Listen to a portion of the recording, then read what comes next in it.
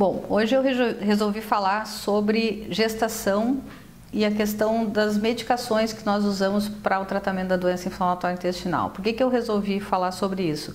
Porque os pacientes com doença inflamatória intestinal normalmente são jovens, né? Muitas vezes em idade mesmo de estar querendo constituir família, ter seus filhos e saber o que essas medicações trazem de bem ou não durante a gestação é muito importante.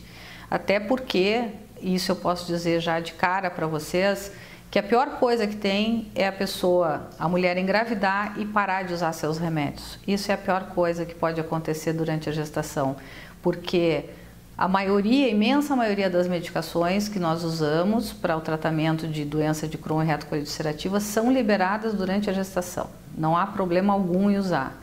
E a pior coisa que pode acontecer é exatamente a pessoa entrar em crise durante a gestação, porque aí sim, se ela entra em crise no primeiro trimestre, pode ter aborto espontâneo, se entra em crise no último trimestre, parto prematuro.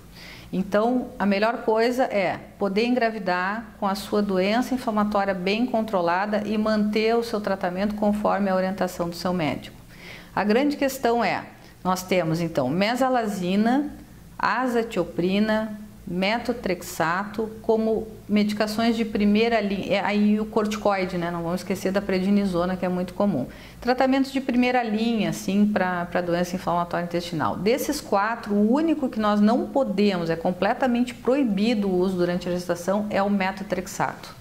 Azatioprina, mesalazina e corticoide são passíveis de uso durante a gestação, não estão envolvidos com malformação fetal, nem com perda fetal, nem com parto prematuro. Depois nós temos a outra linha, que são a linha dos biológicos, certo? O que nós temos hoje no mercado disponível para uso atualmente são basicamente 4 biológicos. O infliximab, nome comercial Remicade, o adalimumab, nome comercial Humira, o certolizumab pegol, nome comercial Cimzia, e o vedolizumab, nome comercial Entyvio. Tá? O Entyvio, que é o mais recente, ainda não existem dados de segurança assim muito completos durante a gestação. Então, eu acho que porque ele é muito novo, a gente não tem tempo para ter coletado esses dados ainda no mundo todo. Parece ser seguro, mas eu diria que ainda parece com algumas reticências, tá?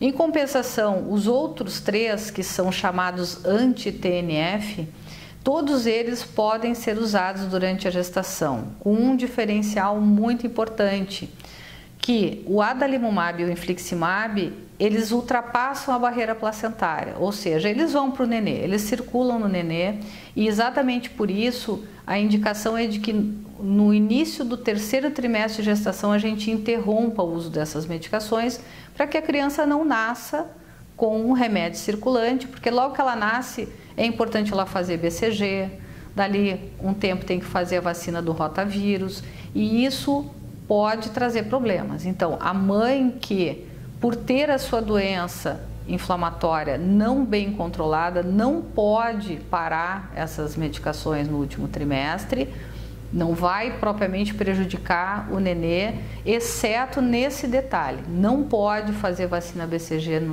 logo ao nascer e não deve fazer a vacina de rotavírus nos primeiros 2 meses, que é normalmente quando é recomendado. Existem estudos, e alguns estudos inclusive apresentados recentemente nos últimos 2 congressos americanos, em que a maioria das crianças que nascem de mães que utilizaram ou estão utilizando biológicos se livram, vamos dizer assim, da medicação até o 6º mês. Mas existe um grupo pequeno que só vai realmente ter o clareamento, que a gente chama, né, dessa medicação do seu sistema circulatório com 1 ano de idade. Em compensação, esses mesmos estudos mostram que, apesar disso, não houve um aumento de incidência de infecções nessas crianças. Então, apesar de a gente saber que ainda tem remédio circulando, essas crianças com certeza se desenvolvem normalmente e não parecem ter um risco maior de infecção. Agora, o certolizumab pegol, ele tem esse nome exatamente porque ele tem junto na sua molécula, na sua estrutura, uma substância chamada, que ela é pegilada, e essa pegilação, que é uma questão química, não permite a passagem pela barreira placentária. Então ela tem uma vantagem durante a gestação, ou então quando a gente já chega e descobre que tem uma doença de Crohn, né, e já está no plano engravidar, talvez seja interessante considerar essa possibilidade. Bom, então em vez de começar com A, B, C ou D, bom, vamos começar com certolizumab, porque eu sei que eu não vou precisar interromper no terceiro trimestre. Porque não vai passar para o nenê, não tem problema dele nascer, fazer as suas vacinas normalmente. E em matéria de eficiência, de eficácia, essas três medicações são muito parecidas. Claro, eu sempre ressalto isso, cada caso é um caso e o médico é que tem que ir junto com o paciente, mas discutir as questões, mas decidir isso individualmente, tá? A gente não pode generalizar nada.